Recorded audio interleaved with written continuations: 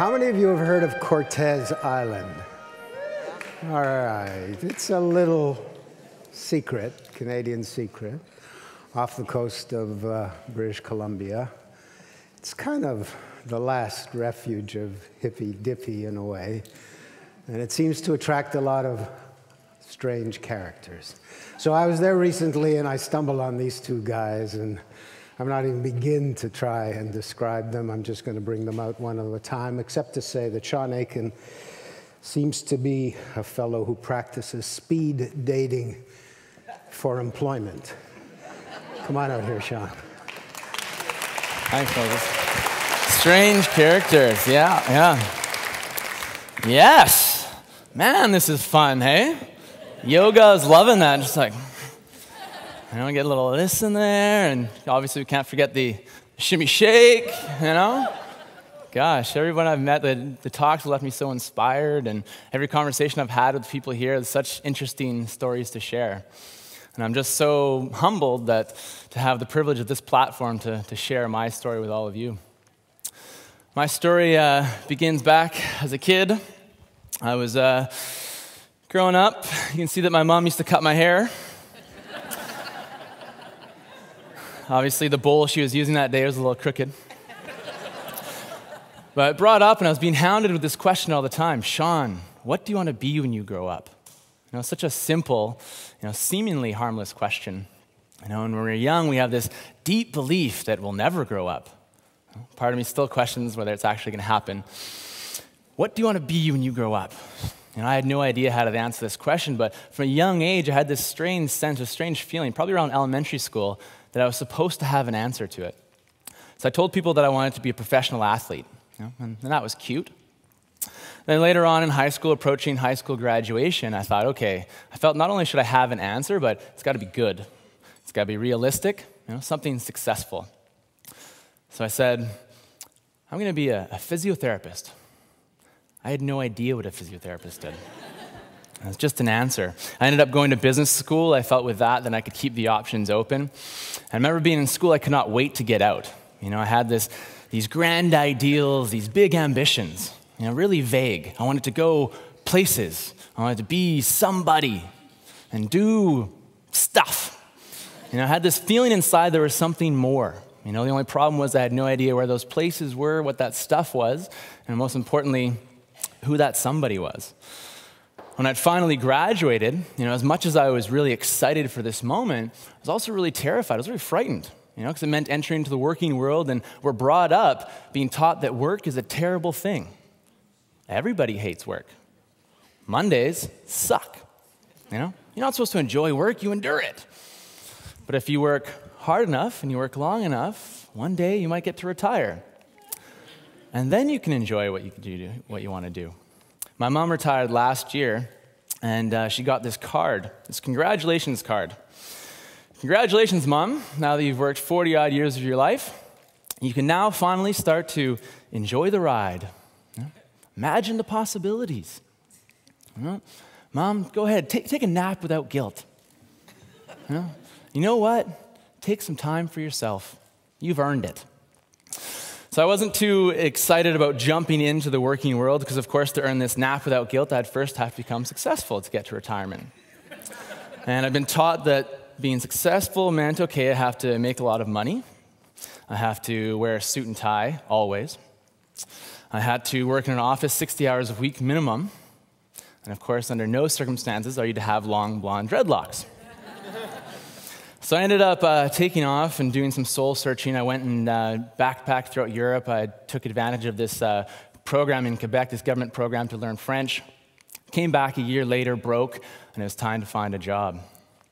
So busted out in the newspaper, went online, these different job search engines.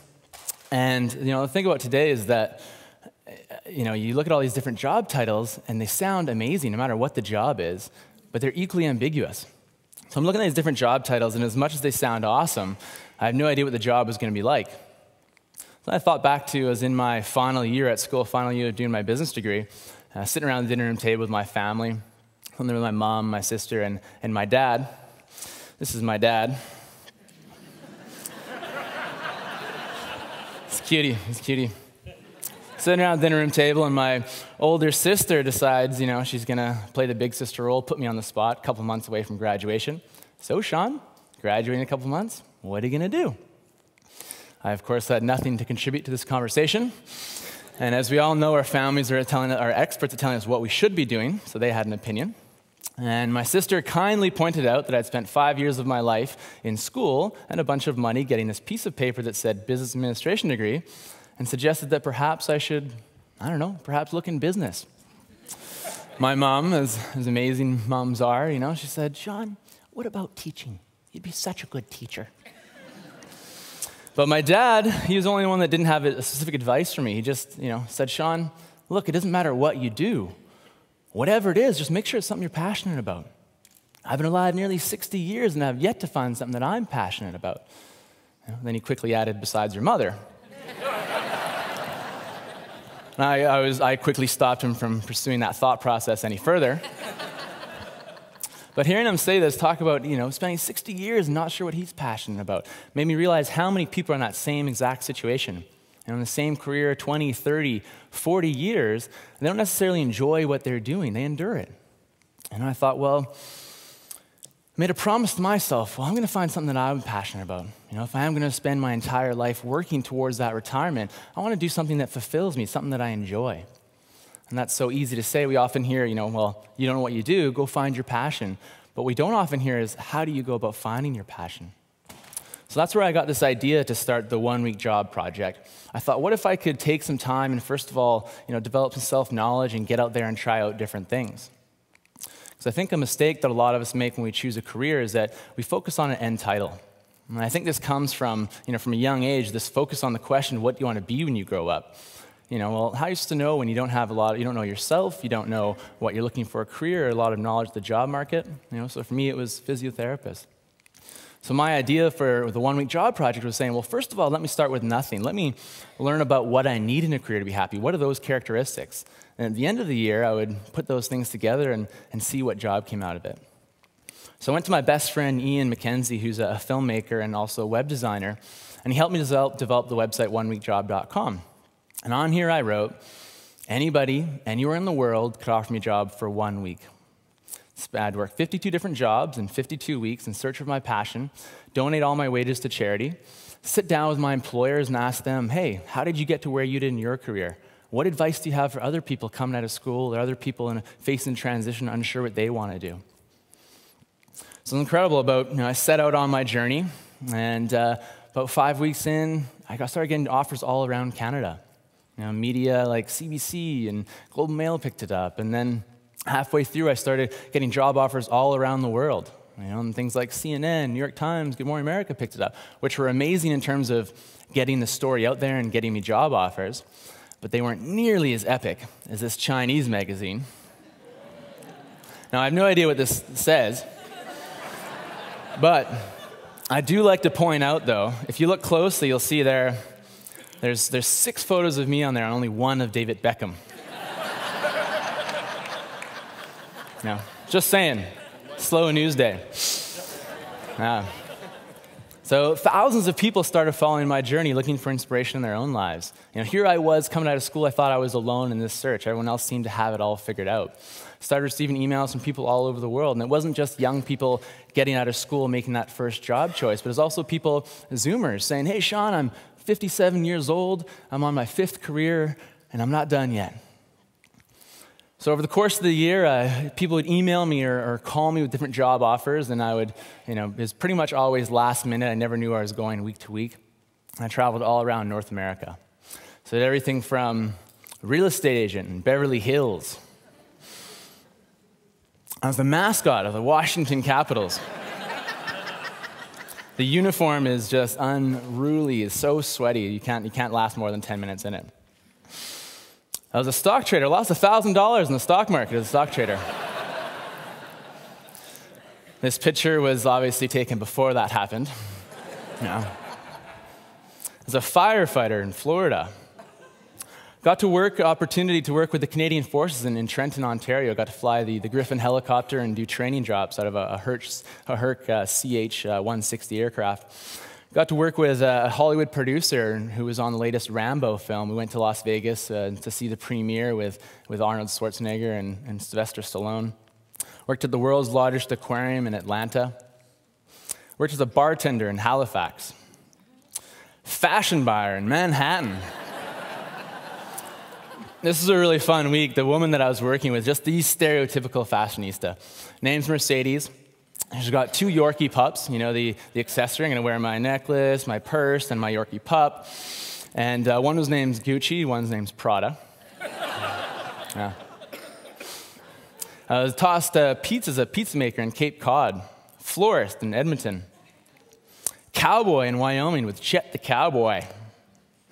It's a park ranger in Hawaii.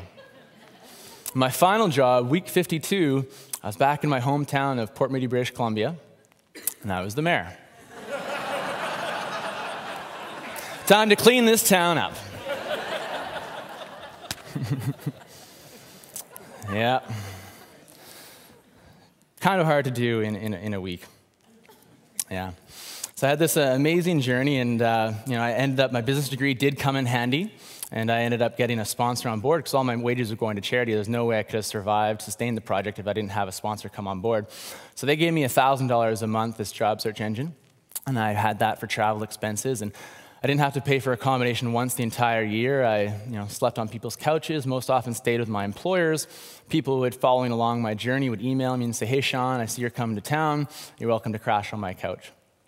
So in the end, I traveled over 74,000 kilometers and slept on 55 couches and raised over $20,000 for charity. Yeah. Thank you. Thanks. Thank you. So it all obviously begs the question, Sean, did you find your passion? It does have a happy ending. Yes, I did. I discovered that my passion is to explore and to help others. So more specifically, I'm most fulfilled in a teaching, coaching type of role. When I first started out the project, I thought that our passion is the job title. It's to teach or to be a doctor or construction worker or whatever. But what I learned is that our job title, our passion isn't the job title, it's what our job allows us to do that fulfills us. And our careers are only one means of fulfilling our passion. I met a lot of people in a career who, they were in a job that wasn't necessarily their passion, it wasn't their life's work, but it allowed them to fulfill their passions outside of work. I think when we think of finding our passion, we often think it has to be our livelihood. Well, this isn't always possible, or is it necessarily desirable? I met a photographer last year who photography was her passion, and she worked really hard to make it her full-time job. It was a part-time thing for a really long time. When she finally got to that point, she realized that it became, wedding contract after wedding contract. It became this grueling work, and she would look at her camera on the table, and she wouldn't want to pick it up. And so what she realized is that she had to keep her work and her passion separately, right? So she had to take a job to pay the bills and maintain her photography outside as a hobby to express herself as a creative outlet. What's most important is that in some aspect of our lives, we give ourselves permission to explore and express our passions, whether that is in our careers or on the weekends or in the evenings outside of work. I love what I do now. I speak at companies and schools about what I learned from the project. I'm working with a couple of teachers to develop a curriculum based on my book and documentary to help students discover what fulfills them. We've launched One Week Job Australia with a 24-year-old who's currently on week 25. And this summer, if we can land a sponsor, we're launching One Week Job USA with this 59-year-old woman from Portland, Oregon. And I'm just so excited about this. She's such an amazing lady. Her kids are at college. She lost her life partner to brain cancer 2 years ago. And she's at this point, what's next? But she's super optimistic, positive, wants to be involved, make a difference. And, it just continually reminds me of this question of what do I want to do with my life is not something that we just face once out of school and leave behind us, but it's something we may readdress several times throughout our life. It's something that, perhaps if we're being laid off, or recent divorce, maybe retirement, looking for a career change. So it just represents something that we all share. It's the continual search for meaning. meaning in what we do. And I could always tell the people who were connected to the meaning behind their work and those who weren't. It was just a job. And if they weren't, they would tell me all about the ins and outs of the job. They'd tell me about, okay, their job title, how many years they've been working with the company, their roles, responsibilities, job description. Whereas if they're connected to the meaning behind it, they'd tell me their job description, they'd tell me their job title, but then they'd quickly get into the impact they were creating, the change that they were making, why their job was important, why it mattered.